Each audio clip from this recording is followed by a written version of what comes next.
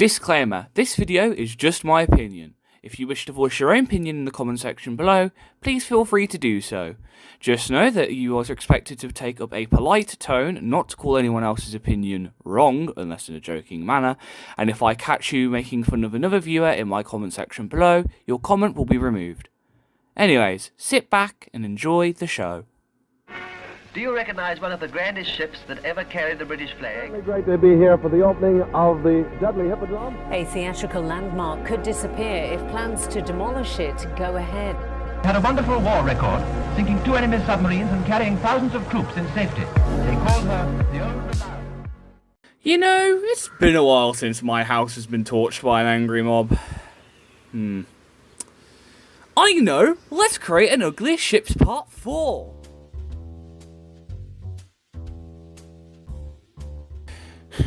Built in 1938 for the French line, the Pasteur would go on to have many names and an eventful career. However, what she wouldn't have is good looks, as if you look at her decks, she seems to be overcrowded with lifeboats and machinery, which, admittedly, I know can't be helped, but still makes the ship look a bit too top-heavy.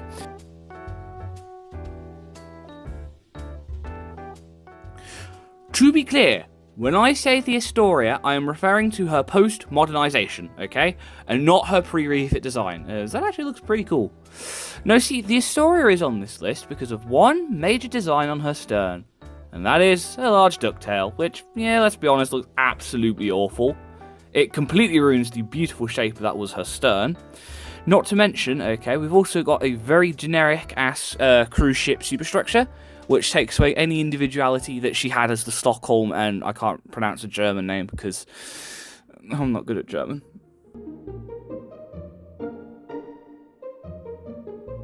Now, the Union Castle line isn't exactly well known for building the nicest ships. I mean, look at the pre-refit for the Windsor Castle and the Arundel Castle. So having one of their ships on this list is probably not surprising, as I mean, Jesus Christ, the Gloucester Castle is hideous. For starters, the decks are way too overcrowded. The way the superstructure looks makes it look like she has a huge forehead. Also, is it me or does she look really thin? Like, I know ships for her time were quite small, but something about her width makes her look like she was just yoinked out of a generic sinking ship game on Roblox. Like, I can't quite put my finger on it, but her proportions aren't adding up. And it's doing my head in.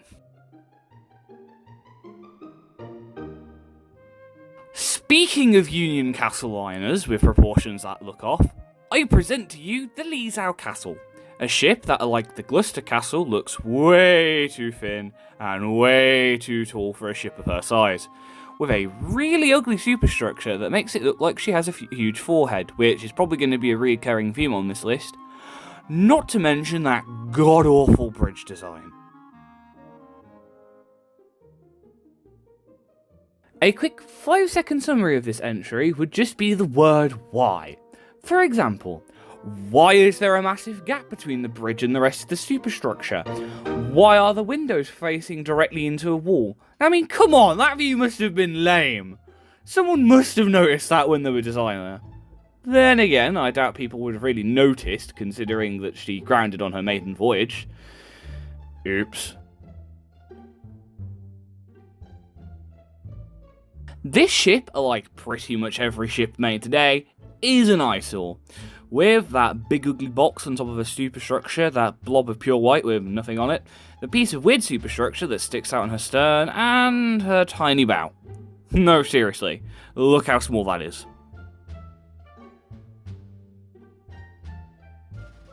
Many of you are probably familiar with the first and second Empress of Britain, but a ship you're probably not as familiar with is the eyesore that was the third Empress of Britain.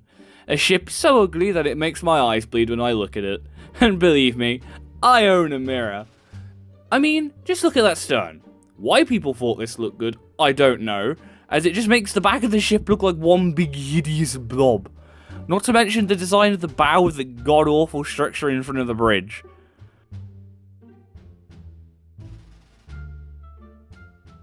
This is the Rhine. Isn't she beautiful? I hope she stays like this and doesn't get converted into an eyesore. Oh. This is the Rhine after being sold to the Emperor Tiki line. and she was renamed to the Atlas.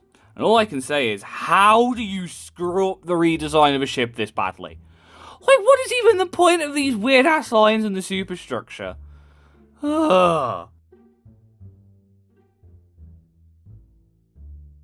Ouch! Did you see me out before hitting me with those pitchforks? As whilst I have mentioned in previous videos that I liked her exterior, I am sad to say that this is no longer the case. As over time, I've come to hate how a superstructure is just one big, ugly block, especially compared to the beautiful curves of the Georgic superstructure, or at least before she burnt. I don't like this because, like every other ship I've covered that has a blocky superstructure, it makes the Britannic look like she has one big-ass forehead. Then again, that is also something that isn't helped by the squat frontals, which I would just like to take a moment to say, I don't think it would have looked any better with taller funnels either. I mean, just look at this beautiful, not cursed rendition. Yeah, that's going to haunt my dreams tonight.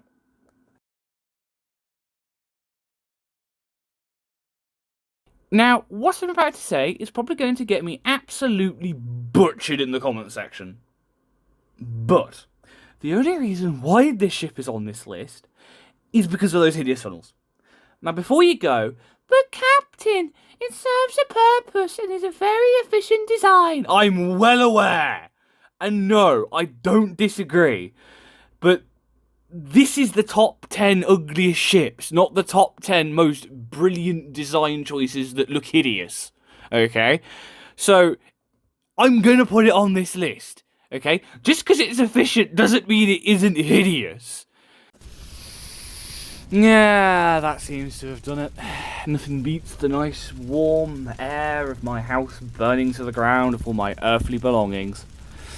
Anyways, whilst I now go to watch the destruction of my literal life's work, thank you all for watching, everyone. I hope you enjoyed this video, and I shall hopefully be seeing you sometime next time. I don't know where I was going with that. Anyways, thank you all for watching, everyone, and I shall see you next time. Goodbye!